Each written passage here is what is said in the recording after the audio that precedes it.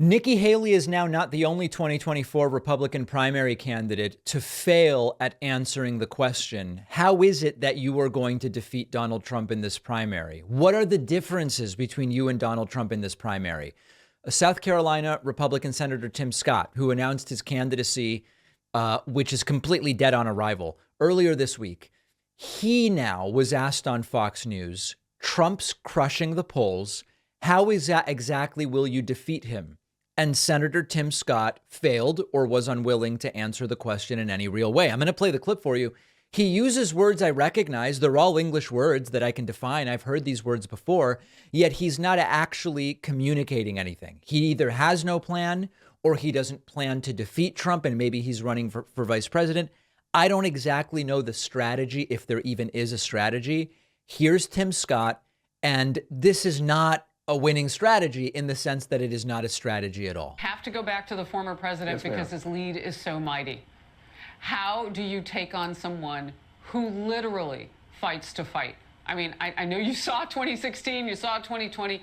Donald Trump is a master at it. What's your game plan?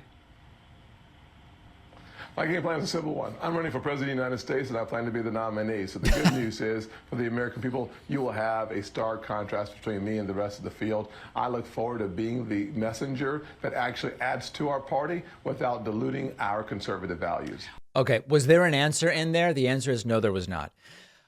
Listen, how exactly are you going to be doing brain transplant surgery in 5 years when you're not in medical school? We don't have brain transplant surgery as a procedure that is done. Like, how exactly are you going to do it?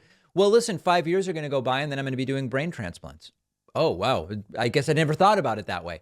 That's the absurdity of what Tim Scott is saying here. You're losing by 80. I mean, the numbers are completely ridiculous. How are you going to defeat Trump here? How are you going to get the support you need? I'm going to be the party's nominee. Wow.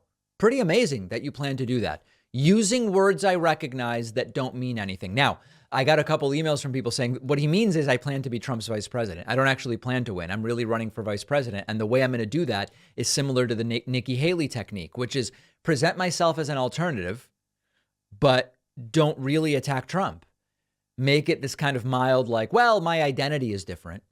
And then be there when it's time for Donald Trump to choose his vice president. Very low energy stuff. A couple other clips from Tim Scott yesterday on Fox News. Here he is asked about contrast to other candidates. He says he's not going to talk about other candidates. It's going to make it tough to win, my friend. I'm not going to focus on the other candidates in this race. I'm going to focus on where we should keep the focus. It's on the American people. Too many of us spend too much time talking about ourselves. There you go. He's not going to talk about himself or the other candidates. That's going to make it really hard to win. I mean, I don't know how else to say it. It will be an extraordinarily difficult task to convince more than 50% of Republican primary voters to choose you over the other candidates when you're polling 1% by not talking about yourself nor the other candidates. That's really, really, really strange. And then he says the left is quaking in their boots. He keeps repeating this.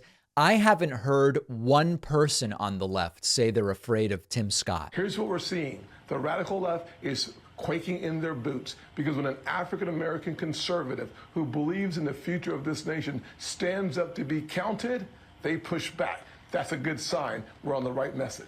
So I guess he's saying the left is scared of him because he's black, which is a really strange thing to say. Now, that being said, is he going to run an identity campaign? And what I mean by that is Nikki Haley, the only things she really was willing to draw a distinction with Trump on seemed to be that she's a woman and she's younger and she's a person of color. Maybe Tim Scott's plan is the same, which is I'm younger and I'm black. I don't know. The problem is there's no evidence that the MAGA Republican Party is looking for a black candidate. And I've already explained to you why that is, and that's gone back for a while. So not exactly a winning proposition. And in the meantime, right-wing media and some right-wing elected officials are starting to do the mildly homophobic attacks on Tim Scott. Now, you might be saying, I didn't even know Tim Scott was gay. I don't know that he is, but let's talk about that next. One of our sponsors today is Bon Charge. I have always enjoyed dry saunas. You get in there, your heart rate is up, dilates the blood vessels, can soothe achy joints and muscles. It's relaxing. It's just a great way to remove a little stress. Bon Charge is the creator of the infrared sauna blanket, which you can enjoy from home. Super easy to set up. Heats up fast. You don't have to have your head inside like at a traditional sauna at the gym. Nice for meditating or reading, getting work done, relaxing. I have found it to be a great way to unwind at the end of a long day.